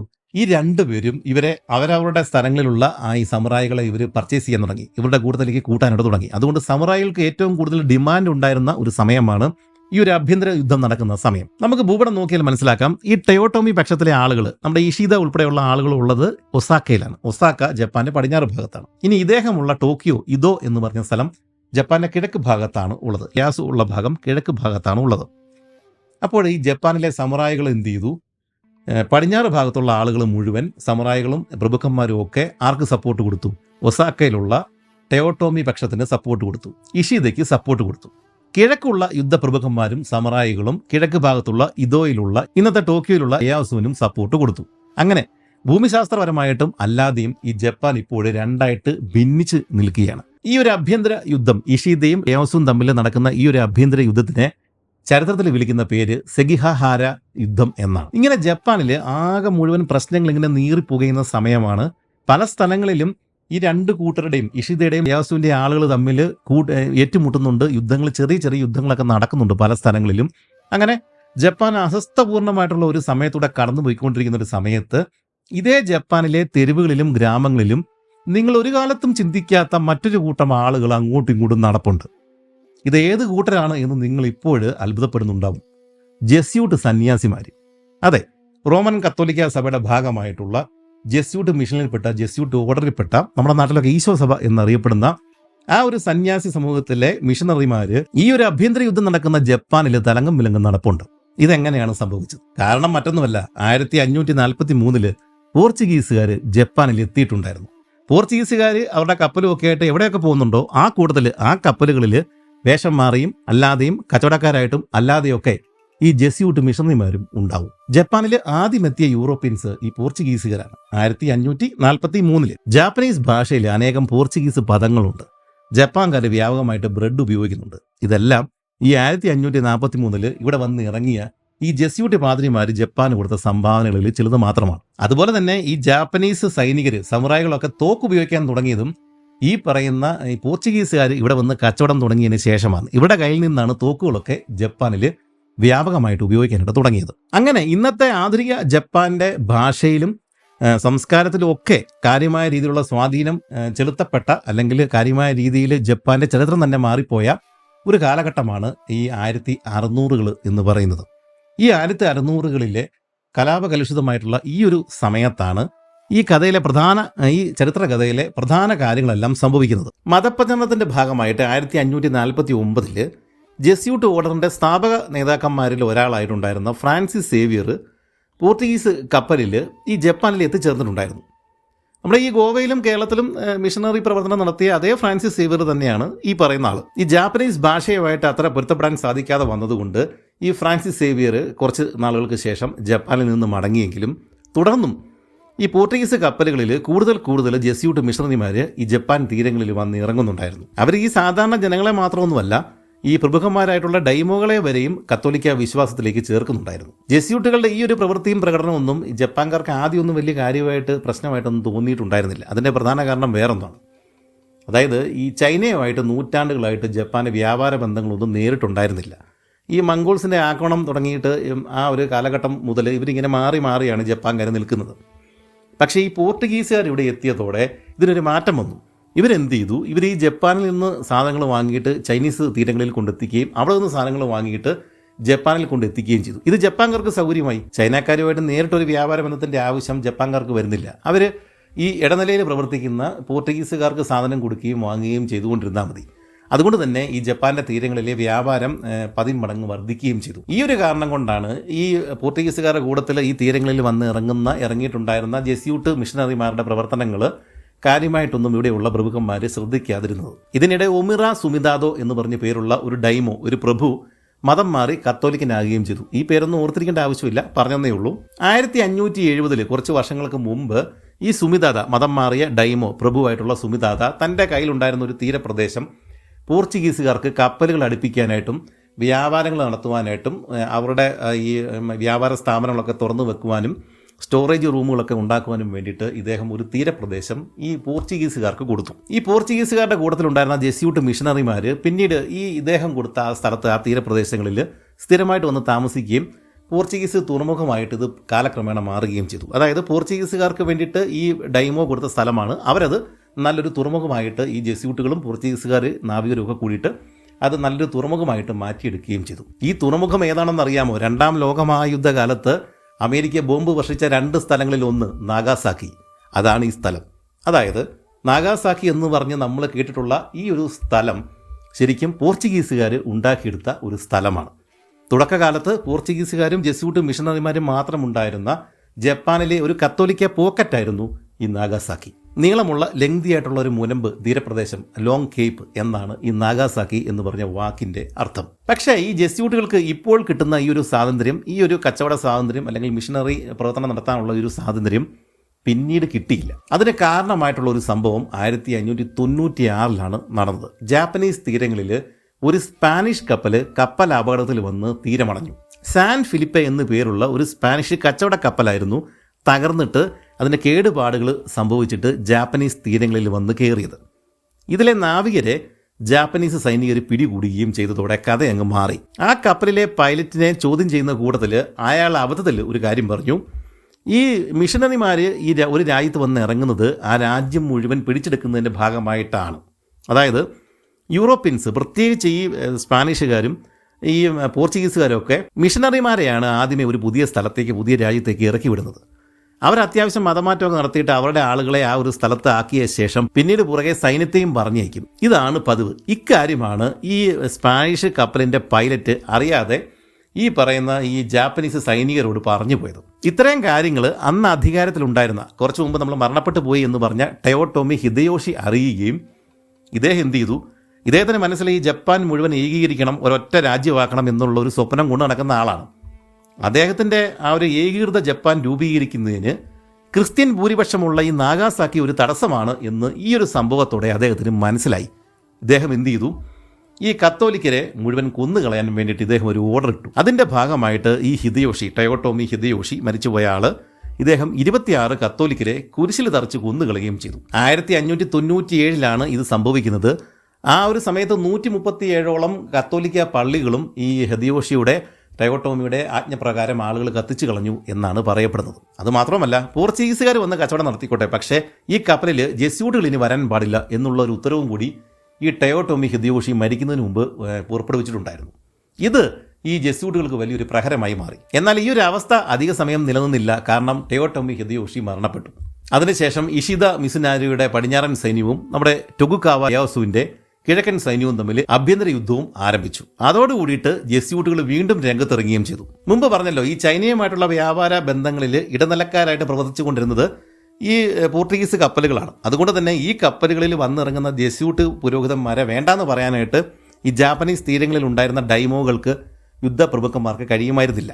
എന്താണെങ്കിലും ജെസ്യൂട്ടുകളോടും കത്തോലിക്കരോടും വലിയ വൈരാഗ്യം ഉണ്ടായിരുന്ന ടയോട്ടോമി ഹിദയോഷി മരണപ്പെട്ടു. അതുകൊണ്ട് ഇനി വലിയ കാര്യങ്ങളൊന്നും ഭയക്കേണ്ട ആവശ്യമൊന്നുമില്ല. ജപ്പാനിൽ ഏകീകൃതമായിട്ട് വലിയൊരു ഭരണം വന്നാൽ മാത്രമേ ഈ ജെസ്യൂട്ടുകൾക്ക് ഇനി ഭയക്കേണ്ടതുള്ളൂ എന്നുള്ളൊരവസ്ഥയാണ് ഇപ്പോൾ ഉള്ളത്. ആഭ്യന്തര യുദ്ധം നടക്കുന്നത് കൊണ്ട് ജപ്പാന്റെ തീരങ്ങളിലുള്ള ഡൈമോകൾ, യുദ്ധപ്രഭുക്കന്മാർ അവർക്ക് തോന്നുന്ന രീതിയിലുള്ള ഈ തീരുമാനങ്ങളൊക്കെ എടുക്കുകയും ചെയ്യുന്നുണ്ടായിരുന്നു. അതുകൊണ്ട് തന്നെ ചില ആളുകൾ, ടയോട്ടോമിയുടെ ആളുകളൊക്കെ എന്ത് ചെയ്യുന്നു, ഇഷിദയുടെ ആളുകളൊക്കെ ഇവരെ എതിർക്കുന്ന ആളുകളാണ്. അതായത് കത്തോലിക്കരെയും ഈ പറഞ്ഞ ജെസ്യൂട്ടുകളെയും എതിർക്കുന്ന ആളുകളാണ്. കാരണം അവർ അവരുടെ മുൻഗാമിയായിട്ടുണ്ടായിരുന്ന ടയോട്ടോമി ഹിദയോഷിയുടെ ആജ്ഞകൾ ഇപ്പോഴും അനുസരിക്കുന്ന ആളുകളാണ്. പക്ഷേ ഇപ്പറയുള്ള ലാസുവിൻ്റെ ആളുകൾക്ക്, യോസന് പോലും ഈ പുറമേ നിന്നുള്ള ജെസ്യൂട്ടുകൾ അങ്ങനെ പൂർണ്ണമായിട്ട് എതിർക്കുന്ന ഒരു സ്വഭാവം ഉണ്ടായിരുന്നില്ല. അതുകൊണ്ട് അദ്ദേഹത്തിൻ്റെ ആളുകൾ ഭരിക്കുന്ന സ്ഥലങ്ങളിൽ ജെസ്യൂട്ടുകൾക്ക് സ്വാതന്ത്ര്യം ഉണ്ടായിരുന്നു. ജപ്പാൻകാർ ഈ പോർട്ടുഗീസ് കപ്പലുകളെ കുറോഫിനെ എന്നാണ് വിളിക്കുന്നത്. അതിൻ്റെ അർത്ഥം ബ്ലാക്ക് ഷിപ്സ് എന്നാണ്. ഇവരുടെ കപ്പലുകൾക്ക് ആകെ മൊത്തം ഒരു കറുത്ത കളറാണ് ഉണ്ടായിരുന്നത്. ഈ കാരണങ്ങളൊക്കെ നമ്മൾ മഗല്ലൻ സീരീസിൽ പറഞ്ഞതാണ്. അദ്ദേഹത്തിൻ്റെ കപ്പലുകളും ബ്ലാക്ക് ഷിപ്പുകൾ ആയിരുന്നു. അങ്ങനെ 1600 കാര്യങ്ങളാകെ വഷളാണ്. ഇഷിദ മിസുനാരിയുടെ പടിഞ്ഞാറൻ സൈന്യവും ടൊകുഗാവ യേസുവിൻ്റെ കിഴക്കൻ സൈന്യവും തമ്മിൽ ആഭ്യന്തര യുദ്ധം കൊടുമ്പിരി കൊണ്ടിരിക്കുന്ന ഒരു സമയം. ജെസ്യൂട്ടുകൾ ചില സ്ഥലങ്ങളിൽ ഒളിഞ്ഞും മറ്റ് സ്ഥലങ്ങളിൽ പരസ്യമായിട്ടും മിഷനറി പ്രവർത്തനങ്ങൾ നടത്തുന്ന ഒരു സമയം. പോർട്ടുഗീസ് ബ്ലാക്ക് ഷിപ്പുകൾ കച്ചവടത്തിനായിട്ട് ജാപ്പനീസ് തീരങ്ങളിൽ വന്നു പോയിക്കൊണ്ടിരിക്കുന്ന ഒരു സമയം. 1600 ഏപ്രിൽ മാസം 19 ജപ്പാന്റെ പടിഞ്ഞാറൻ തീരത്തുള്ള ഉസുക്കി എന്ന് പറഞ്ഞ ഒരു തീരത്ത് അജ്ഞാതമായിട്ടുള്ള ഒരു കപ്പൽ വന്നെടുത്തു. മാസങ്ങളോളം കടലിൽ അലഞ്ഞു തിരിഞ്ഞ് നടന്നിരുന്ന ഒരു ചെറിയ കപ്പലായിരുന്നു അത്. കീറിപ്പറഞ്ഞ വസ്ത്രങ്ങളുമായിട്ട് പട്ടിണി കിടന്ന് എല്ലും തോലുമായിട്ടുള്ള 24 നാവികർ മാത്രമായിരുന്നു ഏതാണ്ട് തകർന്ന അവസ്ഥയിലുണ്ടായിരുന്ന ആ കപ്പലിൽ ഉണ്ടായിരുന്നത്. 24 പേരിൽ 5 പേർക്ക് മാത്രമാണ് എഴുന്നേറ്റ് നിൽക്കുവാനും സംസാരിക്കാനുള്ള ആരോഗ്യം ഉണ്ടായിരുന്നത്. കപ്പൽ തീരത്തെത്തിയതോടെ തീരത്തെ ഗ്രാമങ്ങളിലുണ്ടായിരുന്ന ആളുകൾ ചെറു തോണികളിൽ കപ്പലിൻ്റെ സമീപം എത്തുകയും കപ്പൽ തട്ടിലേക്ക് വലിഞ്ഞു കയറുകയും അവശരായ നാവികർ നോക്കി നിൽക്കെ അതിനുള്ളിൽ നിന്ന് സാധനങ്ങൾ മോഷ്ടിക്കുകയും ചെയ്തു. ചിലർ കപ്പലിലെ നാവികരോട് സംസാരിക്കുവാൻ ശ്രമിച്ചെങ്കിലും ഇരു കൂട്ടർക്കും പരസ്പരം ഭാഷ മനസ്സിലായില്ല. അന്നത്തെ ദിവസം അങ്ങനെ കടന്നുപോയി. പിറ്റേ ദിവസം സൈനികർ കപ്പലിൽ എത്തിച്ചേർന്നു. അതോടുകൂടി ഭയന്നുപോയ മോഷ്ടാക്കൾ അവിടെ നിന്നും ഓടിപ്പോയി. സൈനികർ ഒരു ബോട്ട് ഉപയോഗിച്ചിട്ട് കപ്പലിനെ കെട്ടിവലിച്ചിട്ട് ഉസൂക്കി നദിയുടെ അഴിമുഖത്തേക്ക് വലിച്ചടുപ്പിച്ചു. ഇങ്ങനെ ഒരു കപ്പൽ അടുത്തിട്ടുണ്ട് എന്നുള്ള വിവരം ലേയോസിനെ അറിയിക്കുവാൻ വേണ്ടിയിട്ട് ഇവിടുത്തെ പ്രഭു ആളിനെ അയക്കുകയും ചെയ്തു. കപ്പൽ അടുത്ത ആ ഒരു ഗ്രാമം ലേയാസുവിൻ്റെ കീഴിൽ ഉണ്ടായിരുന്നതുകൊണ്ടാണ് ഈ വിവരം അദ്ദേഹത്തെ അറിയിക്കുവാൻ വേണ്ടിയിട്ട് ആളുകൾ പോയത്. ദൂതന്മാർ പോയി വരുന്ന സമയം വരെയും നാവികർക്ക് തീരത്തൊരു കുടിലിൽ കഴിയുവാനുള്ള അനുവാദം സൈനികർ നൽകുകയും ചെയ്തു. എന്നാൽ അവശരായ നാവികരിൽ 6 പേർ കൂടി അടുത്ത 1-2 ദിവസങ്ങൾക്കുള്ളിൽ മരണപ്പെട്ടു. ഇതേസമയം ഈ കപ്പലിനെക്കുറിച്ചുള്ള വാർത്തകൾ പല സ്ഥലങ്ങളിലും അടുത്തുള്ള സ്ഥലങ്ങളിലൊക്കെയും പരന്നിട്ടുണ്ടായിരുന്നു. ഇത് പോർട്ടുഗീസ് കപ്പലുകളെക്കാൾ ചെറുതാണ്. നാവികരെ കണ്ടാൽ പോർട്ടുഗീസുകാരെ പോലെയാണ് ഇരിക്കുന്നത് എങ്കിലും പക്ഷെ അവർ സംസാരിക്കുന്ന ഭാഷ പോർട്ടുഗീസ് അല്ല. കൂടാതെ കപ്പൽ നിറയെ വെടിമരുന്ന് പൊട്ടിക്കുന്ന 19 പീരങ്കികളുണ്ട്. കപ്പൽ നിറയെ ആയുധങ്ങൾ നിറച്ചിട്ടുമുണ്ട്. നാവികരെ കണ്ടു കഴിഞ്ഞാൽ കച്ചവടക്കാരാണെന്ന് തോന്നത്തില്ല. അതിന് പകരം സൈനികരെ പോലെയാണ് ഇരിക്കുന്നത്. ഇവർ ജെസ്യൂട്ട് പാതിരിമാരുമല്ല. കപ്പലിൽ പീരങ്കികൾക്ക് പുറമെ 2250 കിലോഗ്രാം വെടിമരുന്നും 5000 റൗണ്ട് ഷെല്ലുകളും 500 തോക്കുകളും ഉണ്ട്. കൂടാതെ കോട്ടകളും മറ്റും നിർമ്മിക്കാൻ ആവശ്യമായ കോടാലിയും ആണി പോലുള്ള ഉപകരണങ്ങളും ഉണ്ട്. ചുരുക്കത്തിൽ ഇതൊരു കച്ചവട കപ്പലല്ല എന്ന് ഉറപ്പാണ്. പോർട്ടുഗീസ് കപ്പലുകളല്ലാത്ത മറ്റൊരു യൂറോപ്യൻ കപ്പൽ ഈ ഒരു ജപ്പാന്റെ തീരത്ത് ഉസൂക്കി തീരത്ത് വന്ന് അടിഞ്ഞിട്ടുണ്ട് എന്ന് മനസ്സിലാക്കിയ ജെസ്യൂട്ട് പാതിരമാർക്ക് അപകടം മണത്തു.